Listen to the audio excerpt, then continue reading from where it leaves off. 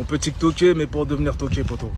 Bonjour à toutes et à tous, et aux autres, j'ai une question. Est-ce que vous aimez la télé-réalité ? Ah ouais, et moi qui croyais qu'on avait une chaîne sur le foot. Avant on parlait tactique et jeunes joueurs, mais maintenant t'en es réduit à parler de meufs botoxées et de mecs qui ont comme seul argument d'avoir le six-pack. Tout ça pour gratter les viewers de Nasdaq. En tout cas, si la chaîne prend ce tournant, moi... Je vous emmerde et je rentre à ma maison. Ah oui, d'entrée de jeu direct. Vous en faites pas, il va revenir. N'est-ce pas Eddie ? Il ne rentre pas ce soir. Dans tous les cas, est-ce que vous aimez la télé-réalité ? Parce que moi, non. Non, j'aime pas. Mais avant de dire si on aime ou pas les émissions de télé-réalité, on doit se demander, mais qu'est-ce que c'est qu'une télé-réalité ? Mais c'est de la merde. Alors oui, mais encore, si l'on rassemble l'ensemble des définitions analytiques portant sur le sujet, une télé-réalité, c'est une émission où l'on va suivre le vécu quotidien d'individus sur une certaine période de leur vie, avec une promesse d'authenticité, de transparence, sans scénario. C'est pour ça que des émissions comme les Ch'tis à Mykonos, Pékin Express ou encore LOL sont catégorisées comme des télé-réalités, même si ces dernières sont toutes bien plus différentes les unes des autres. Or, dire que Top Chef et l'île des défis extrêmes sont la même chose serait faux, puisqu'il existe différents types de télé-réalités, dont l'un des plus connus est le télécrochet, qui consiste à dénicher un talent musical. Et si l'émission du jour doit se rapprocher d'un style de télé-réalité, ça serait du télécrochet footballistique. Ou Top Chef, qui n'est pas un télécrochet puisque ça ne chante pas. Par contre, ça joue de la batterie. Mais si je vous disais qu'il avait existé une télé-réalité sur le foot, une sorte de meilleur pâtissier du ballon rond où à la place de Mercotte vous avez José Mourinho, et dont la récompense est de signer pour un club mythique du football mondial. Alors après cette longue introduction, laissez-moi vous parler de Football Next Star.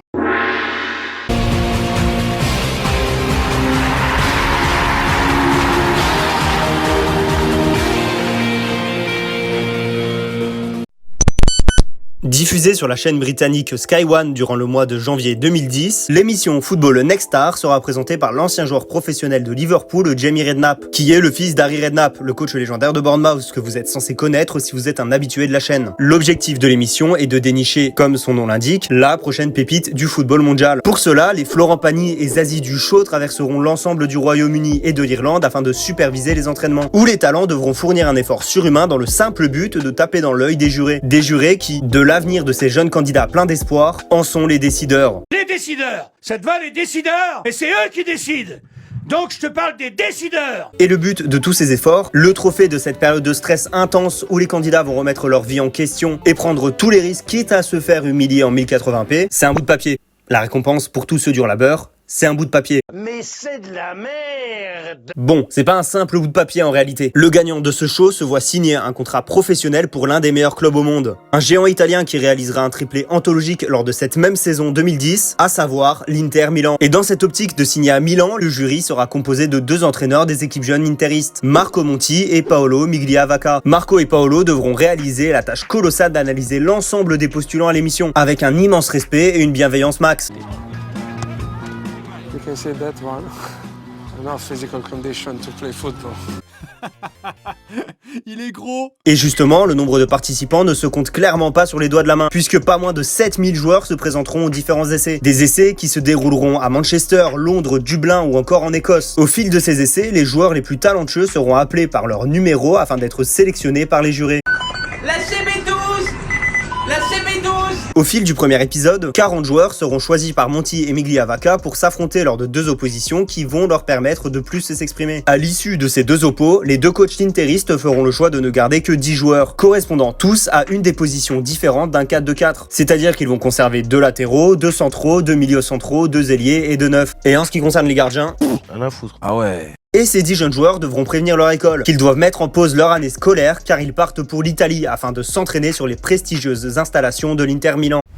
Au sein de la villa surplombant le lac de Côme, les 10 rêveurs vont avoir directement des étoiles dans les yeux. Avec le soleil et la chaleur italienne, ils découvrent un nouveau climat, bien différent du temps pluvieux de Grande-Bretagne. Pourtant, il n'y a pas que la météo et le goût des saucisses cocktails qui caractérisent ce nouveau train de vie. Il y a également les exigences du haut niveau, les sacrifices. Or, tous ne semblent pas prêts à réaliser ces efforts. Cependant, qui sont ces futures stars? Issus de la détection de Dublin, le milieu Craig Walsh, le numéro 9 Connor Smith et le défenseur central Gavin Colton ont su impressionner les entraîneurs de l'Inter. Assez pour avoir leur ticket aller en Italie. Seul survivant de l'essai écossais, Rhys McGillion s'est imposé comme le latéral gauche qu'il fallait amener en Italie. Concernant les détections de Londres, elles ont permis à 2 jeunes de se faire repérer. Le latéral droit Nathan Simpson et l'ailier droit Anthony O'Connor. D'autres joueurs intégreront les 10 places tant convoitées. L'attaquant central Hicham Abdellah qui a fait une très forte impression durant les oppositions à 40. L'ailier gauche Ben Greenhalgh ou Ben Greenhalgh qui deviendra très vite le chouchou de Monty. Il y a aussi le défenseur central Jordan Fitch et enfin le milieu Dominic Matcham, dont le passage dans l'émission durera le temps d'un snap puisqu'il sera le premier éliminé de l'émission au terme du 2e entraînement. En duel avec Nathan Simpson, Matcham a réalisé la pire prestation aux yeux de Monty lors de l'opposition face à une jeune équipe italienne, ce qui lui coûtera l'élimination. Après cette élimination terrible, Dominic va essayer de lancer sa carrière en faisant des essais à Crystal Palace qui eux aussi vont le rejeter. Encore. Hormis le départ de Matcham, l'épisode 2 permet de voir les réactions des candidats face aux difficultés de la vie de footballeur professionnel à Milan. Tout d'abord le mal du pays qui va toucher principalement le milieu Craig Walsh qui, malgré son niveau faisant de lui un des meilleurs du show, va devenir de plus en plus triste au fil des épisodes. T'es triste? Arrête. T'es triste? Arrête. Je te jure, ça sert à rien. Un des autres soucis majeurs du train de vie italien, c'est la chaleur étouffante et l'indice UV bien trop élevé contre lesquels ils ne peuvent rien. Bah, pourtant il y a une solution contre la chaleur, la clim. What? Bah, pourquoi la clim? Bah la clim, le vent là. La clim, je dis la clim. Mais le principal point négatif de ce stage intensif pour les candidats, c'est l'adaptation au rythme de vie d'un footballeur professionnel. Avec le cadre onirique du lac de Côme et l'excitation de vivre dans une villa entre jeunes, les garçons vont tellement saccager la villa et avoir un style de vie déplorable que Marco Monti va les sermonner. Je suis dans une colère noire. Ils vont de plus devoir apprendre la langue italienne et s'imposer des règles ainsi que des séances de récup. Au cours du 3e épisode, Monty a décidé de mettre le défenseur central Jordan Fitcher et l'ailier Anthony O'Connor dans le purgatoire. Et leur jugement sera donné après une opposition face au U17 de l'Inter, où Fincher va commettre une terrible erreur avec une passe en retrait calamiteuse, ce qui lui vaudra son retour en Angleterre. Il tentera tant bien que mal de se relancer à Cardiff City, mais le club ne voudra clairement pas de lui. Votre dernier échec remonte à... J'en sors, j'y retourne. Lors du 4e épisode, Hicham Abdellah se montre clairement comme étant le grand favori à la victoire finale au vu de ses performances. Et à la fin du traditionnel match, c'est Rhys McGillion qui se retrouve éliminé. Et en vrai, il se passe pas grand chose dans cet épisode. Cependant, après un match à 7 contre les U19 de l'Inter, Nathan Simpson et Anthony O'Connor sont tous deux virés. Et pour l'avant-dernier épisode, les joueurs ne devront pas faire parler leur aptitude balle au pied, mais micro à la bouche. Et si Connor Smith et Craig Walsh gagnent leur ticket direct pour la finale, la 3e place devra se jouer au cours d'un match contre les jeunes de Monza, entre Ben Greenhalgh, Hicham Abdellah et Gavin Colton. Et ce sera finalement l'ailier gauche qui va rejoindre les 2 finalistes qui devront s'illustrer lors d'une séance d'entraînement avec les pros de l'Inter. Enfin du moins pas pour tous, puisque le capitaine de l'équipe des candidats, Craig Walsh, se verra renvoyer chez lui après une décision de Marco Monti. Aux côtés d'Eto, Lucio et Snyder, Ben Greenhalgh et le milieu Connor Smith vont devoir livrer le meilleur entraînement de leur vie afin de la changer. Et c'est José Mourinho en personne qui va remettre le maillot floqué, symbolisant la signature d'une vie et surtout d'un contrat stagiaire de 6 mois à l'Inter. Et ce vainqueur sera finalement l'ailier gauche Ben Greenhalgh, qui deviendra champion d'Italie et d'Europe en tout juste 6 mois. Tout ceci en ne jouant absolument aucun match avec les Nerazzurri.